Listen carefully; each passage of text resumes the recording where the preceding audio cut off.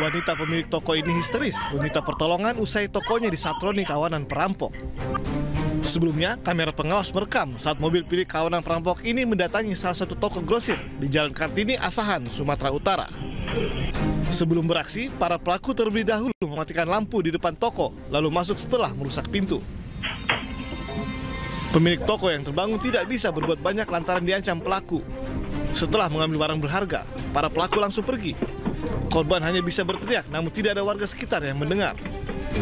Korban kehilangan laptop dan uang jutaan rupiah yang diambil pelaku dari laci kasir. Dia kayak ada senjata entah apa, kadang mau nembak. Iya, mau nembak serakan gitu. Yang masuk 2 orang, tapi ada orang lagi di dalam mobil. Korban telah melaporkan perampokan ini ke Polres Asahan dan berharap pelaku dapat segera ditangkap. Dari Asahan, Sumatera Utara, Ulil Amri, iNews melaporkan.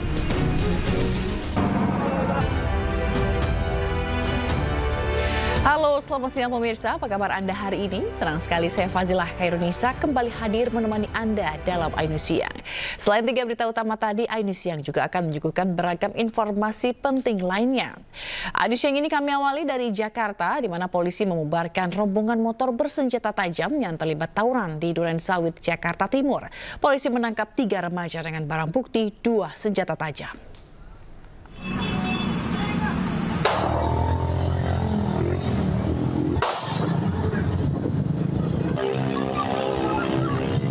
Polisi melepaskan tembakan peringatan ke udara untuk membubarkan tawuran antar rombongan pemotor bersenjata tajam di Jalan I Gusti Ngurah Rai, Durensawit, Jakarta Timur. Membubarkan diri, puluhan remaja ini justru menyerang aparat dengan batu hingga petasan.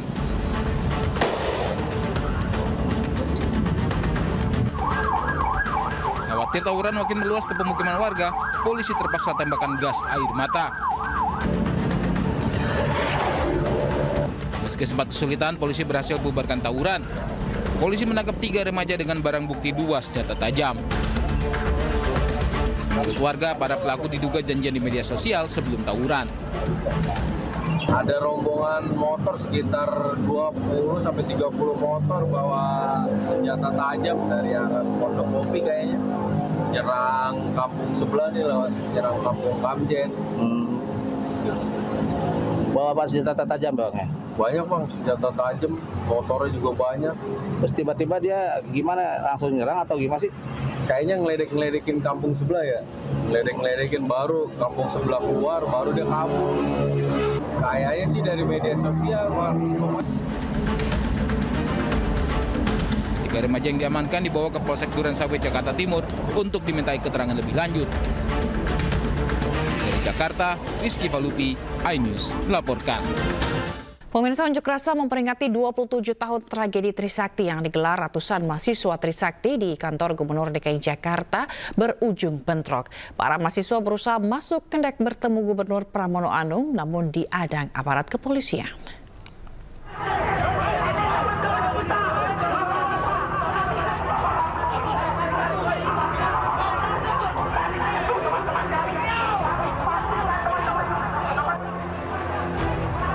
Unjuk rasa yang dilakukan oleh mahasiswa Trisakti di depan pintu gerbang Gedung Balai Kota DKI, Jalan Medan Merdeka Selatan, Gambir, Jakarta Pusat, Rabu petang berujung ricuh. Para mahasiswa mencoba masuk ke dalam gerbang Gedung Balai Kota, namun dihalangi oleh pihak kepolisian yang berjaga. Kericuan baru mereda setelah koordinator aksi menenangkan para mahasiswa. Aksi ini merupakan peringatan 27 tahun tragedi Trisakti yang digelar ratusan mahasiswa Trisakti. Mereka menyayangkan tidak ada kejelasan dalam kasus yang telah menewaskan sejumlah mahasiswa Trisakti tersebut. Dari Jakarta Pusat, Rani Sanjaya, iNews melaporkan. Sementara pasca bentrokan di Balai Kota, polisi menangkap puluhan orang dalam aksi mahasiswa Universitas Trisakti memperingati 27 tahun reformasi. Dari informasi sementara, polisi mengamankan 93 orang massa aksi dan 43 unit sepeda motor. Mereka yang diamankan dibawa ke Polda Metro Jaya. Belum diketahui sebab penangkapan, namun diduga terkait adanya sejumlah polisi yang terluka ketika terjadi kericuhan. Hingga kini belum ada pernyataan resmi dari jajaran Polda Metro Jaya. Pemirsa, 6 tersangka kasus grup Facebook Fantasi Sedarah ditangkap polisi. Mereka memiliki peran masing-masing dari admin grup hingga member aktif.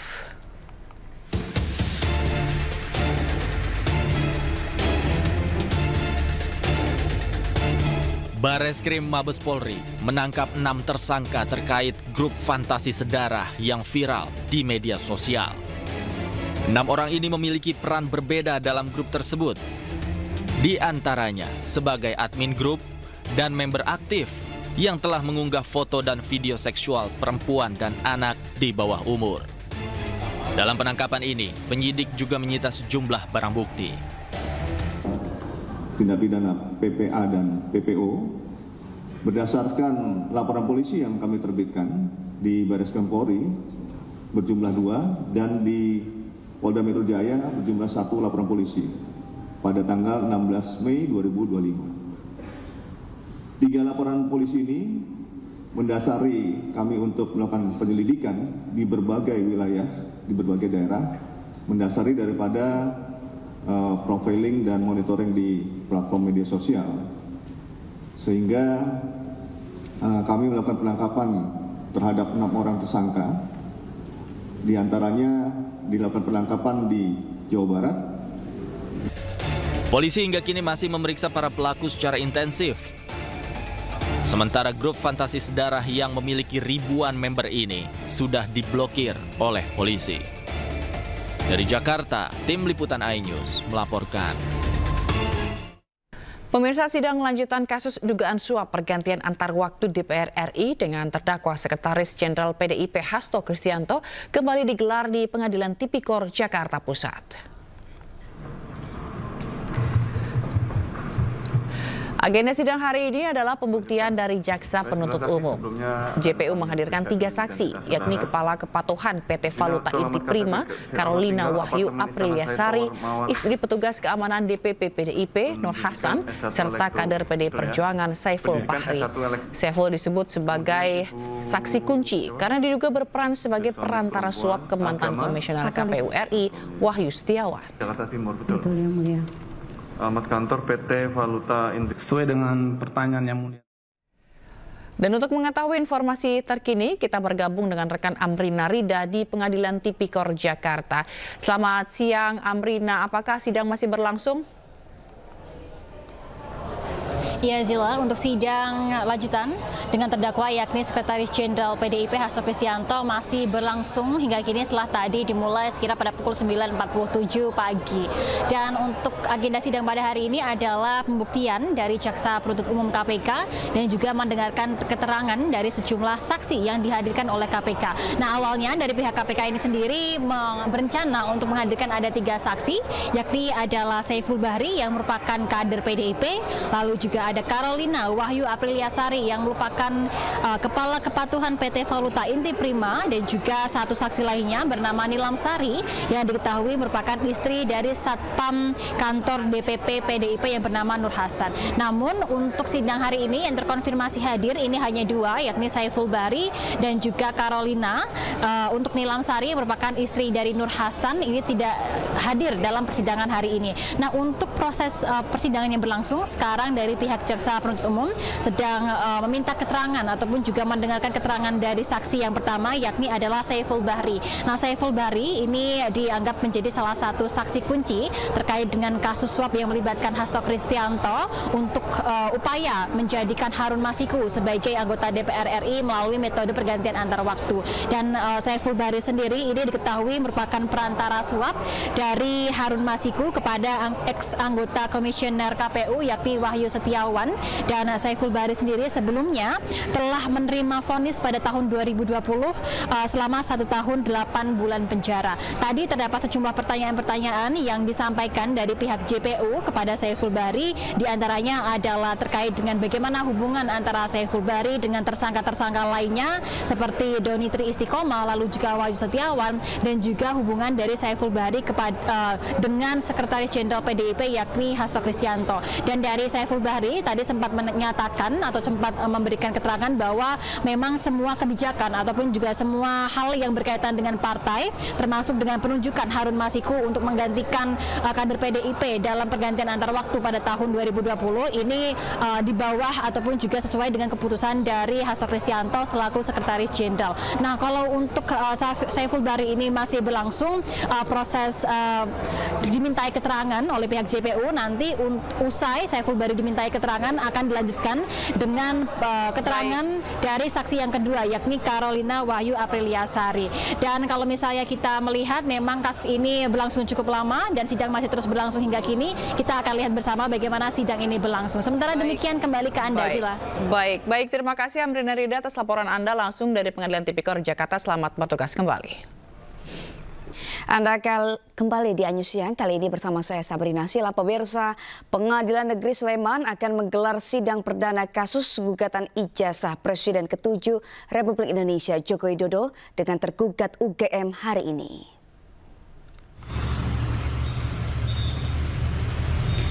Agenda sidang perdana akan menghadirkan penggugat yakni advokat asal Makassar Komarudin dan pihak tergugat dari Universitas Gadjah Mada. Total ada 8 orang tergugat, yakni Rektor UGM Ova Emilia, 4 orang wakil rektor, Dekan Fakultas Kehutanan UGM Sigit Sunarta, Kepala Perpustakaan Fakultas Kehutanan UGM, serta dosen pembimbing akademik Jokowi saat kuliah, Kasmujo. PN Sleman sudah menunjuk majelis hakim yang akan memimpin sidang, yakni Cahyono sebagai hakim utama, dibantu hakim anggota Danang Kusumo dan Edi Antono. Jika penggugat dan tergugat hadir semua, majelis hakim akan membuka forum mediasi. Seperti diketahui, seorang advokat bernama Komarudin menggugat Universitas Gadjah Mada sebesar 69 triliun rupiah karena polemik ijazah sarjana Presiden ke-7 Joko Widodo. Jadi acara setelah hadir para pihak pasti akan kepada tahap berikutnya, yaitu untuk forum mediasi. Namun kalau ternyata para pihak salah satu tidak hadir, otomatis majelis hakim akan mencoba memanggil kembali. Dan untuk mengetahui informasi terkini, kita sudah terhubung dengan rekan Heru Trijoko di Pengadilan Negeri Sleman, Yogyakarta. Ya Heru, apakah sidang sudah dimulai? Ya, baik rekan Sabrina juga pemirsa. Sidang gugatan ijazah Jokowi di Pengadilan Negeri Sleman, Yogyakarta telah dimulai sekitar pukul 10 pagi tadi dan telah selesai sekitar pukul 11 siang tadi. Dalam sidang perdana ini, pihak UGM diwakili oleh 2 wakilnya, yaitu Dr. Arianto dan Arkom mewakili Kasmujo. Sementara dari pihak penggugat pada sidang kali ini hadir langsung yaitu advokat dari Makassar. Dan juga tadi juga sempat ada advokat intervens, penggugat interven, di mana sempat terjadi deadlock cukup lama waktunya, mengingat dari pihak tergugat keberatan adanya penggugat interven karena belum memenuhi aspek hukum formil, sehingga sidang rencananya akan dilanjutkan pada pekan depan pada tanggal 28 Mei mendatang. Demikian Sabrina. Ya Heru, bisa Anda jelaskan kembali agenda sidang pada hari ini dan siapa saja tergugat dan juga penggugat yang datang? Ya, agenda sidang perdana hari ini sebenarnya adalah mempertemukan kedua belah pihak, termasuk mengecek persyaratan administrasi. Jika persyaratan sudah dipenuhi, maka akan dilakukan mediasi antar kedua belah pihak, baik penggugat maupun tergugat. Namun tadi sempat ada penggugat intervensi, jadi diselesaikan untuk persyaratan administrasi dari penggugat intervensi. Dan ternyata dari pihak majelis hakim ketika mempertanyakan persyaratan ke penggugat intervensi, ada persyaratan yang belum terpenuhi, yaitu terkait permohonan. Dan dari pihak tergugat juga merasa keberatan karena belum lengkap aspek hukum formilnya. Kemudian yang pihak tergugat di Pengadilan Negeri Sleman tadi, ada 8 orang tergugat yang diwakili, yang 7 diantaranya merupakan pimpinan GM, diantaranya adalah rektor, 4 wakil rektor, kepala perpustakaan, dan dekan Fakultas Kehutanan. Mereka diwakili oleh kuasa hukumnya Dr. Arianto. Sementara Pak Kasmujo atau dosen pembimbing akademik Jokowi diwakili oleh Arkom. Demikian, Sabrina. Baik, Heru, berarti belum ada kesepakatan dari kedua belah pihak? Belum ada kesepakatan dari kedua belah pihak. Mediasi juga belum dilakukan, mengingat pihak majelis hakim, tergugat dan penggugat tadi sepakat untuk menyelesaikan persyaratan penggugat intervensi yang tadi datang dari Solo. Baik, terima kasih Heru Trijoko melaporkan langsung dari Pengadilan Negeri Sleman, Yogyakarta. Selamat bertugas kembali. Pemirsa, 5 orang terlapor kasus ijazah Jokowi mendatangi kantor Komnas HAM Jakarta. Kedatangan para terlapor ke Komnas HAM untuk mengadukan adanya dugaan kriminalisasi. Roy Suryo, Dr. Tifa, Rismon Syanipar, Rizal, Fadila, dan Kurnia mendatangi mengadu ke Komnas HAM Rabu kemarin. Dengan didampingi tim kuasa hukumnya, para terlapor kasus ijazah Jokowi ini mengadukan adanya dugaan kriminalisasi yang dilakukan oleh Presiden ke-7 Republik Indonesia Joko Widodo. Roy Suryo dan keempat terlapor lain menilai bahwa perlaporan mereka dalam kasus ijazah Jokowi merupakan bentuk kriminalisasi dan pelanggaran hak asasi manusia. Yang kami rasakan adalah adanya perlakuan tidak adil dari seseorang yang akan menggunakan alat negara untuk kemudian menyalahgunakan undang-undang yang sebenarnya digunakan bukan untuk tujuannya. Yang kami pertanyakan itulah hak publik untuk bertanya. Dan pertanyaan itu adalah pertanyaan standar, pertanyaan biasa. Kenapa ada seorang yang pernah menduduki jabatan publik, tapi ijazahnya kemudian dipertanyakan? Itu sampel saja. Dan kami melihat adanya sindikasi yang sangat besar di sini. Ketika sebuah universitas yang sangat terkenal, kemudian merasa harus mengikuti selera dari penguasa. Jadi itu yang kami laporkan. Pemirsa, 6 tersangka kasus grup Facebook Fantasi Sedarah ditangkap polisi. Mereka memiliki peran masing-masing dari admin grup hingga member aktif.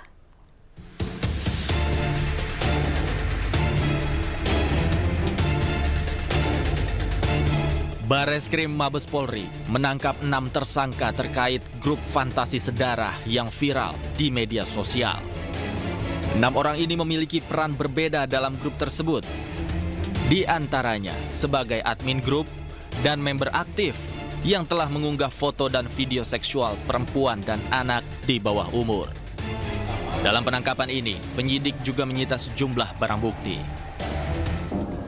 Tindak pidana PPA dan PPO berdasarkan laporan polisi yang kami terbitkan di Bareskrim Polri berjumlah 2 dan di Polda Metro Jaya berjumlah 1 laporan polisi pada tanggal 16 Mei 2025. 3 laporan polisi ini mendasari kami untuk melakukan penyelidikan di berbagai wilayah, di berbagai daerah, mendasari daripada profiling dan monitoring di platform media sosial, sehingga kami melakukan penangkapan terhadap 6 orang tersangka. Di antaranya dilakukan penangkapan di Jawa Barat. Polisi hingga kini masih memeriksa para pelaku secara intensif. Sementara grup Fantasi Sedarah yang memiliki ribuan member ini sudah diblokir oleh polisi. Dari Jakarta, tim liputan iNews melaporkan. Polisi mengungkap peran 6 tersangka dalam grup Fantasi Sedarah yang meresahkan warga. Ke-6 tersangka memiliki peran mulai dari admin grup hingga member aktif grup tersebut. Di mana peran 6 tersangka tersebut adalah 1. Tersangka inisial DK dengan akun Facebooknya Alesha Bafon dan Ranta Talisha yang diamankan penyidik Direktorat Cyber Polda Metro Jaya pada hari Sabtu tanggal 17 Mei 2025 di Jawa Barat. Tersangka DK merupakan member atau kontributor aktif di dalam grup Facebook Fantasi Sedara. Motif tersangka DK untuk mendapatkan keuntungan pribadi dengan menggugah dan menjual konten pornografi anak di grup Facebook Fantasi Sedara dengan harga Rp50.000 untuk 20 konten video dan Rp100.000 untuk 40 konten video ataupun foto.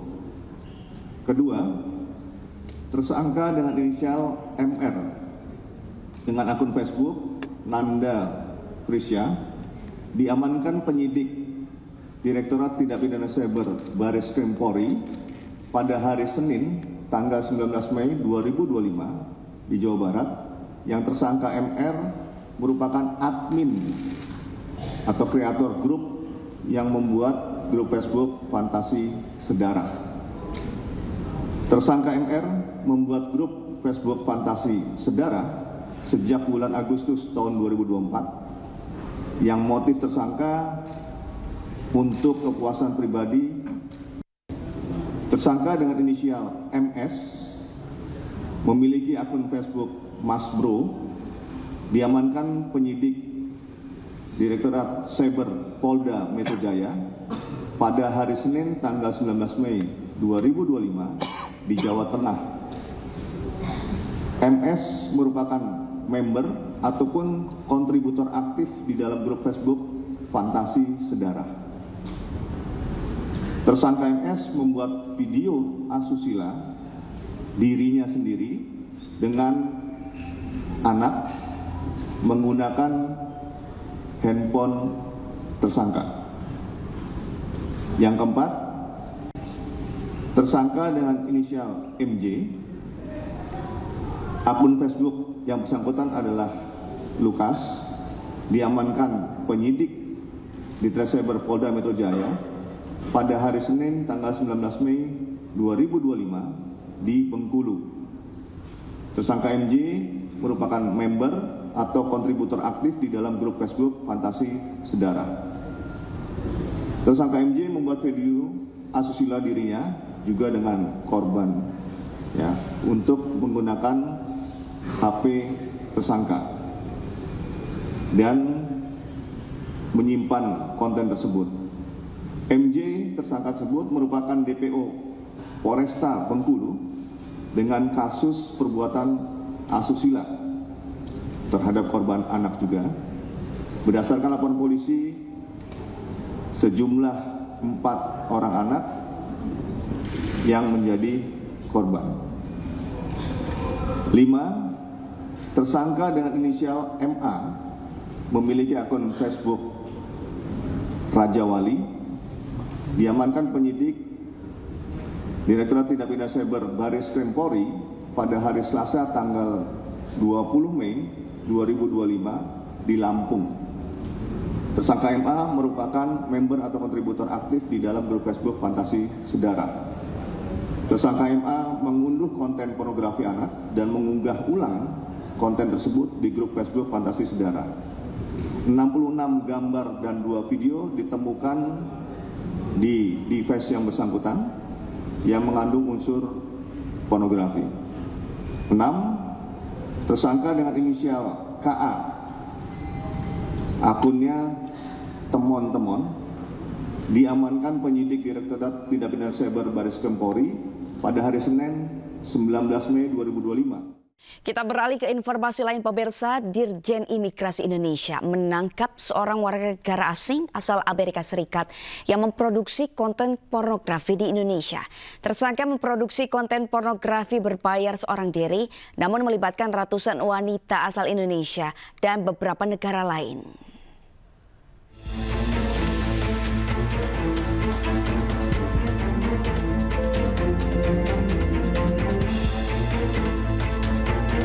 TK, warga negara asing asal Amerika Serikat, diamankan Dirjen Imigrasi Republik Indonesia setelah memproduksi konten pornografi berbayar di Indonesia. Pengungkapan kasus atau tindak pelanggaran yang dilakukan tersangka berasal dari patroli cyber pada 7 Februari 2025 lalu yang menemukan sebuah akun di aplikasi X yang mengunggah promosi konten pornografi berbayar. Dirjen Imigrasi kemudian melakukan penelusuran dan mendapati bahwa tersangka adalah pemilik akun pornografi tersebut. Tersangka diamankan di Bali pada 25 Maret lalu oleh pihak Dirjen Imigrasi saat akan pergi ke Kuala Lumpur. Tersangka kemudian dibawa ke Jakarta pada 9 April 2025 untuk menjalani proses penyidikan lebih lanjut.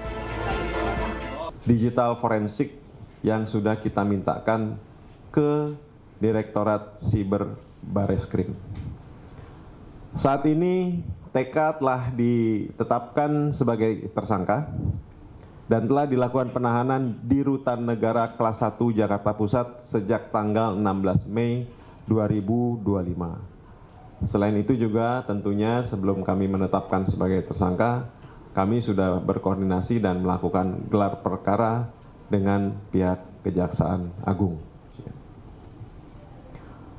Hal ini dilakukan atas kerjasama lintas sektoral dan juga peran serta masyarakat yang terdampak langsung dari keberadaan dan kegiatan orang asing. Dalam kesempatan ini, kami tentunya berterima kasih atas bantuan dan dukungan dari Kasubdit Prapenuntutan, yaitu Jampidum, Prapenuntutan Jampidum, Kejaksaan Agung RI. Petugas amankan sejumlah barang bukti seperti perangkat rekam, telepon genggam, serta hard disk berisikan ratusan konten pornografi yang telah diproduksi oleh tersangka. Diketahui tersangka memproduksi konten pornografi seorang diri, namun melibatkan ratusan wanita asal Indonesia dan beberapa negara lain. Tersangka terancam hukuman 5 tahun penjara dan denda 500 juta rupiah, serta akan masuk dalam daftar tangkal hingga deportasi. Jakarta, Stephen Patinama, Raga Firdaus, iNews melaporkan. Bareskrim Polri akan memanggil Lisa Mariana dalam kasus dugaan pencemaran nama baik dan pelanggaran Undang-Undang ITE yang dilaporkan oleh mantan Gubernur Jawa Barat Ridwan Kamil. Kasus pencemaran nama baik dan pelanggaran Undang-Undang ITE dengan terlapor Lisa Mariana telah memasuki tahap penyidikan. Polisi sudah memeriksa 6 saksi atas kasus yang dilaporkan oleh mantan Gubernur Jawa Barat Ridwan Kamil. Tim penyidik Bareskrim Polri juga rencananya akan memanggil Lisa Mariana dan sejumlah saksi lain untuk diperiksa. Saya Markus Nababan, salah satu kuasa hukum dari 6 saksi sudah dilakukan pemeriksaan sementara. Nah, nanti ini masih berlanjut. Apakah benar kasusnya sudah naik tahap penyidikan, Pak? Padir izin Padir. Sudah status penyidikan. Ya. Oke, sementara itu ya. Apakah Lisa Mariana sudah diperiksa, Pak? Ya, Pak, Lisa Mariana sudah apakah salah satu, Pak? Dalam waktu dekat nanti akan dilakukan pemeriksaan kepada semua yang berhubungan dengan Jutaan barang impor dari Cina berhasil disita Kementerian Perdagangan. Barang impor dianggap merugikan industri lokal dan konsumen.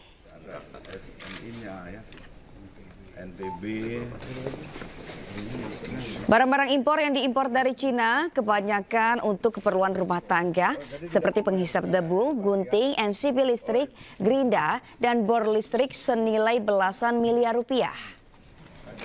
Barang-barang ini dianggap menyalahi aturan standar nasional dan keselamatan konsumen. Pengungkapan barang impor ini terungkap saat distributor memasarkannya lewat akun TikTok. Selanjutnya pemerintah meminta perusahaan pengimpor juga menarik barang-barang yang sudah beredar luas di masyarakat. Melalui pengamatan di media sosial, khususnya di platform TikTok yang menampilkan promosi dan aktivitas distribusi produk impor secara daring, dan setelah dilakukan pengamatan, informasi dari masyarakat dan KL teknis terkait, akhirnya kita berhasil melakukan pengawasan dan penyitaan untuk barang-barang impor dari Cina yang tidak sesuai dengan ketentuan yang berlaku. Nah, barang-barang ini yang diimpor ini menyalahi aturan seperti tidak ada SPPT SNI atau yang telah habis masa berlakunya. Tidak memiliki nomor pendaftaran barang atau NPB. Tidak menggunakan label berbahasa Indonesia, tidak memiliki manual atau kartu garansi, tidak memiliki nomor registrasi kesehatan, keselamatan, keamanan dan lingkungan atau K3L, dan mengimpor barang yang dilarang, artinya tidak boleh diimpor tapi diimpor, serta tidak mempunyai dokumen importasi barang. Perusahaan tidak boleh mengedarkan barang-barang ini. Dan berikutnya, perusahaan bisa ditutup izinnya dan tidak boleh melakukan kegiatan serupa. Untuk barang-barang yang sudah beredar, maka tugas dari perusahaan untuk menarik kembali barang-barang yang tidak sesuai dengan. Pemirsa, setelah namanya muncul dalam dakwaan jaksa di sidang kasus judi online, Kemenkom DG Menteri Koperasi Budi Aris Setiadi tetap bungkam soal benar atau tidak dirinya terlibat. Budi Aris sebut Tuhan tidak tidur. Perencanaan itu dikawal dengan baik sehingga eksekusinya bisa kita kontrol dengan sebaik-baik, gitu ya. Nanti aja, enggak. Nanti ketenggelam. Gusti Allah, boten sare, Tuhan tidak pernah tidur. Menteri Koperasi Budi Aris Setiadi tetap bungkam soal nama dirinya yang disebut di dalam sidang judi online Kementerian Komunikasi dan Digital. Budi Ari enggan merespon pertanyaan awak media saat ditemui di gedung KPK Rabu pagi. Budi Ari hanya menyebut Tuhan tidak tidur dalam bahasa Jawa, yakni Gusti Allah boten sare. Gusti Allah boten sare, Tuhan tidak pernah tidur. Selesai. Selain itu, Budi Ari juga enggan menanggapi pertanyaan soal kesiapan dirinya jika nanti kembali dipanggil ke pengadilan. Budi Ari hanya melontarkan pernyataan bahwa perjalanan kasus mafia judi online tersebut terus menyeret namanya dengan istilah lagu lama, kaset rusak. Lagu lama, kaset rusak. Ya. Tuh, itu aja dikutip tuh, lagu lama, kaset rusak. Ya. Sebelumnya polisi berhasil membongkar kasus judi online yang melibatkan 11 orang pegawai aktif Kementerian Komunikasi dan Digital. Sidang perkara Komdigi sendiri sudah digelar pada Rabu 14 Mei 2025 yang lalu dengan agenda pembacaan dakwaan atas 4 orang terdakwa. Dan hingga kini ada 3 orang yang masih buron dalam kasus ini. Tim Liputan iNews melaporkan. Pemirsa, Kejaksaan Agung menetapkan 3 tersangka kasus korupsi.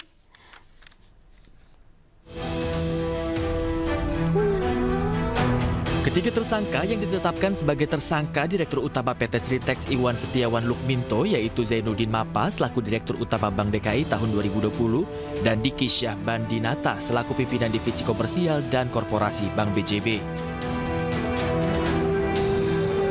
Direktur Penyidikan Jampitsus Kejagung Abdul Kohar menyebut ada aturan yang dilanggar dalam pemberian kredit yang dilakukan Bank BJB dan Bank DKI kepada PT Sritex hingga membuat kerugian negara mencapai 600 miliar rupiah terkait pinjaman PT Sritex pada 2 bank.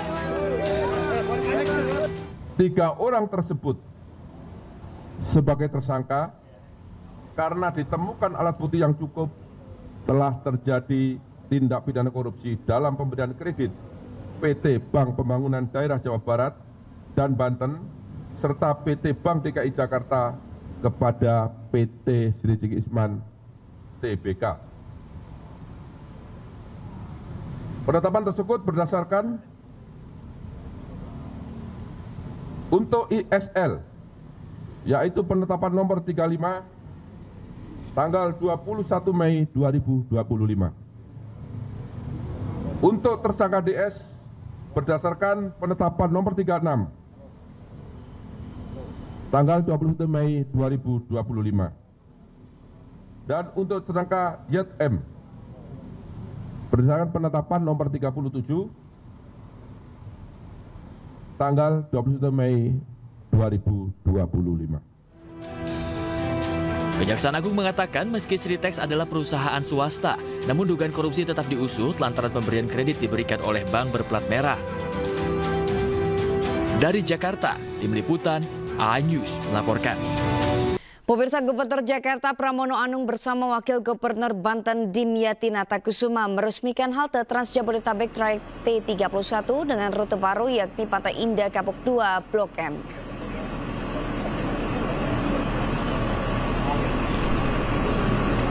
Gubernur Jakarta Pramono Anung mengatakan rute baru dibuat dengan tujuan memudahkan warga mendapatkan akses menuju kawasan PIK 2. Selain itu, Pramono juga mengatakan trayek ini dibuat sebagai alternatif jalur penghubung antara daerah penyangga dengan Jakarta. Rute Blok M PIK 2 berjarak sekitar 72 km dengan perkiraan waktu tempuh 120 menit. Sementara tarif yang berlaku sebesar Rp2.500 di jam 5 sampai jam 7 pagi dan Rp3.500 dari jam 7 sampai jam 10 malam.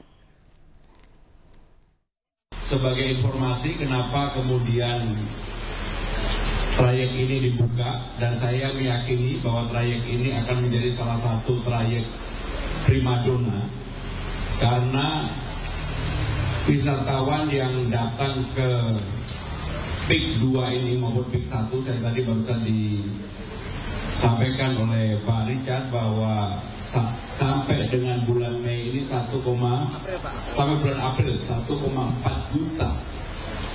Artinya orang mobilisasi. Pemirsa, Next Hotel Yogyakarta dan MNC Peduli salurkan donasi ke Panti Asuhan Disabilitas di Bantul, Yogyakarta. Bantuan ini diserahkan langsung kepada Panti Asuhan Mukti Insani yang menaungi anak-anak penyandang disabilitas.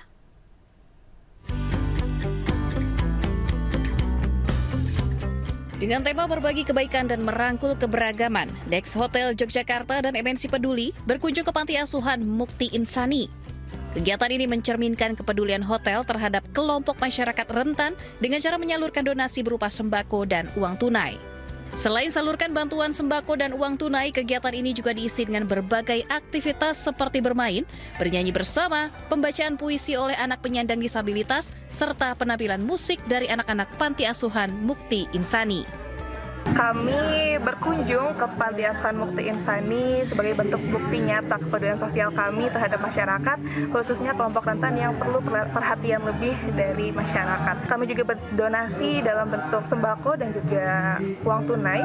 Alhamdulillah, kami mengucapkan banyak terima kasih kepada The Next Hotel Yogyakarta yang sudah peduli perhatian pada adik-adik kami yang ada di Panti Asuhan Mukti Insani. Ini adalah pintu pembuka bagi kami untuk mempunyai keluarga baru.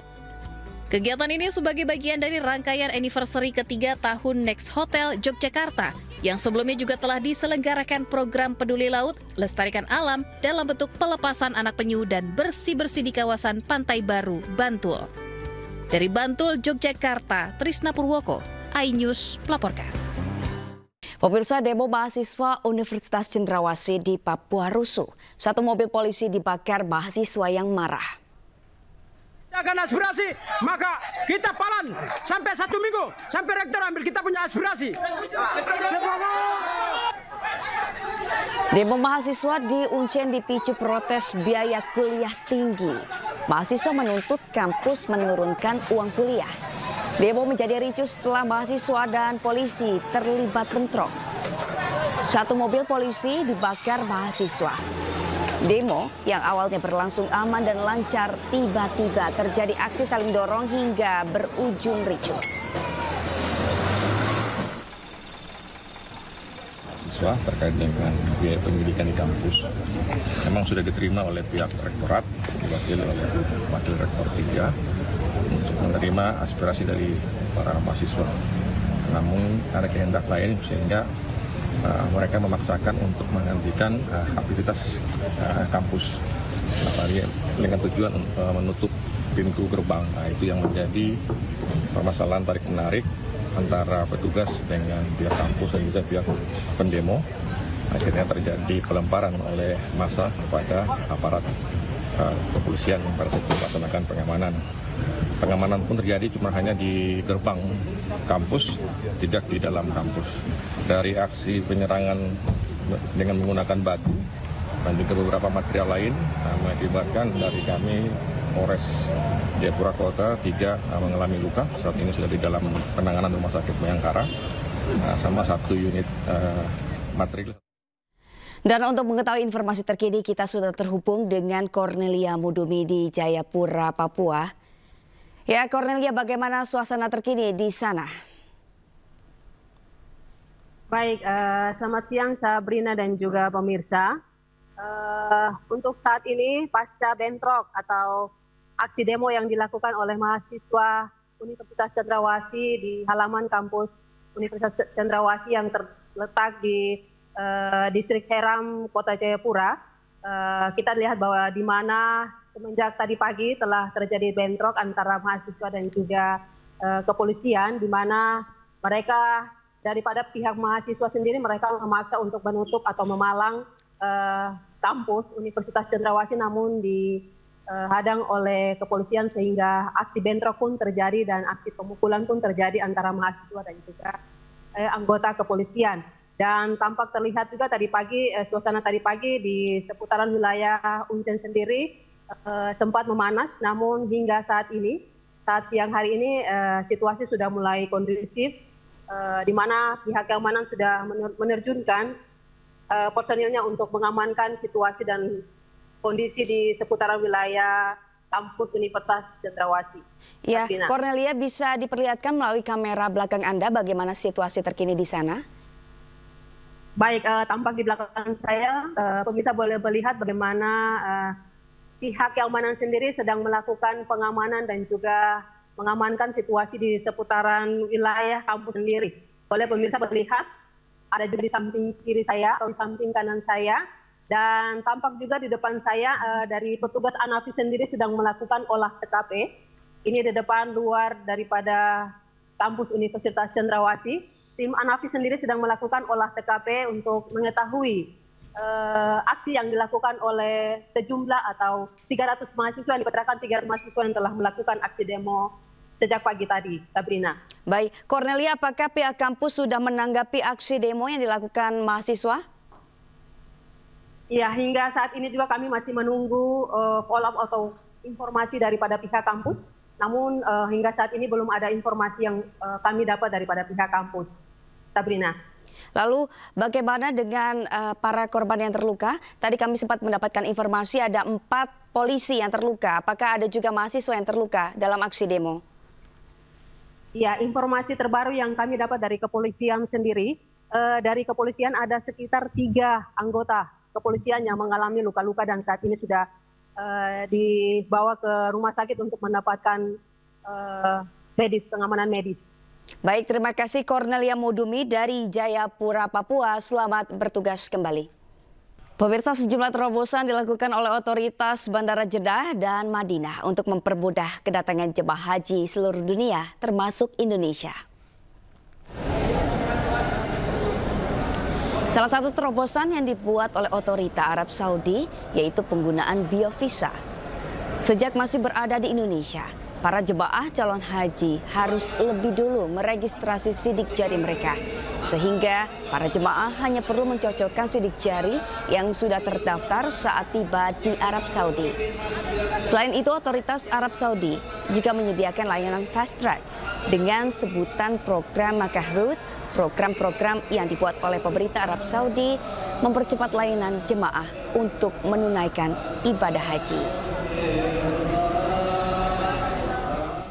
166 jemaah calon haji asal Kabupaten Pidi Jaya Aceh yang tergabung dalam kloter 5 berangkat menuju asrama haji dengan menggunakan 6 bus.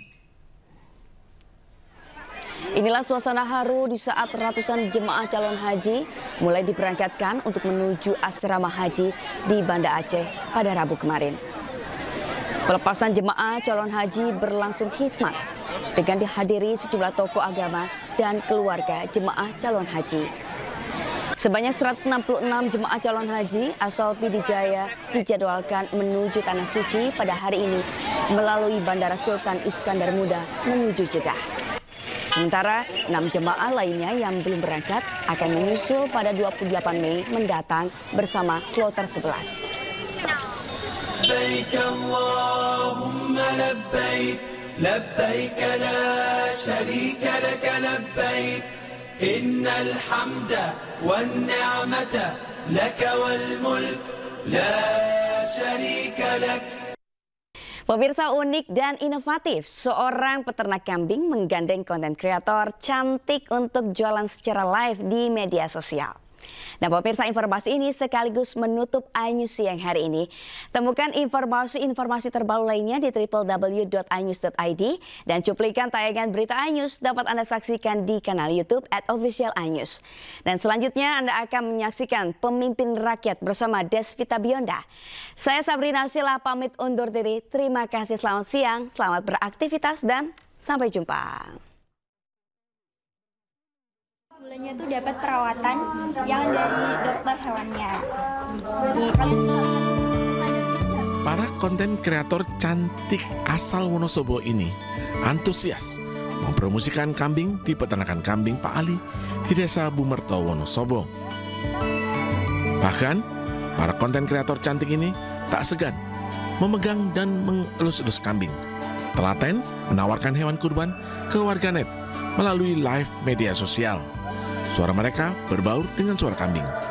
Bersih ya Kak, coba dilihat matanya aja jernih Kak, karena setiap hari lagi jualan live Pak. Jadi di sini kita ada jualan online, jualan offline juga melalui live juga Pak. Apa yang dijual apa sih ini Mbak? Ini kambing-kambing dombos-dombos Wonosobo ini Kak. Untuk Idul Adha bisa. Banyak pembeli setelah melihat live di media sosial, mengecek kebenaran dan kondisi kambing, datang langsung ke peternakan. Mereka puas karena kondisi kambing tidak berbeda ketika dipromosikan di media sosial. Kalau di media itu cara bicara dengan saya bertanya-tanya di sini dengan harga, nah itu sesuai harganya. Tapi kan lihat dari kambingnya, besar kecilnya. Seperti itu. Misal kambingnya kecil ya harganya kecil, misal kambingnya besar harganya besar. Pemilik peternakan kambing kurban, Ali Murtado, mengaku sengaja memanfaatkan anak-anak muda penggiat media sosial untuk membantu menjualkan kambing kurban. Dengan berjualan secara online, dirasa lebih menguntungkan, meningkat hingga 70%. Karena lebih gampang penjualannya, sama langsung petani yang pemakai. Memang banyak yang ini ya Pak ya, banyak yang memilih online gitu Pak ya? Ya masalahnya mungkin kesibukan orang-orang kan lebih mudah dari online. Peternakan Ali tahun ini menyediakan 200 domba untuk kurban. Domba khas Wonosobo atau dombos dengan harga 2 juta hingga 5 juta rupiah. Dari Wonosobo, Jawa Tengah, Didi Dono Hartono, iNews melaporkan.